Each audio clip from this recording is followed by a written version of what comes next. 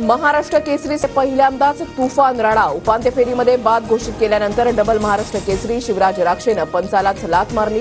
राक्षेला चुकीच्या पद्धतीनं पराभूत केल्याचा काका पवारांचा आरोप. शिवराज राक्षे महेंद्र गायकवाड यांचं 3 वर्षांसाठी निलंबन. दोघांना कोणत्याही स्पर्धेमध्ये खेळता येणार नाही. महाराष्ट्र राज्य कुस्तीगीर परिषदेचे अध्यक्ष रामदास दडस यांची माहिती. पुण्याचा पृथ्वीराज मोहोळ ठरला 67वा महाराष्ट्र केसरी.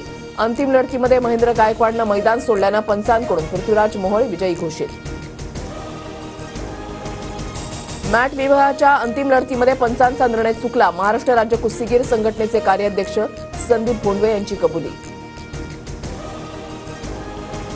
माझ्या मुलावर कारवाई केली तशी चुकीचा निर्णय देणाऱ्या पंचांवर कारवाई करा. शिवराजच्या कुटुंबियांची मागणी. काका पवारच्या तालमीमध्ये असल्यानं मुलावर अन्याय झाल्याचा आरोप. कुस्ती सामन्यानंतर महेंद्र गायकवाडच्या समर्थकांचा गोंधळ. गायकवाड समर्थकांच्या गोंधळानंतर पोलिसांकडून सौम्य लाठीचार्ज.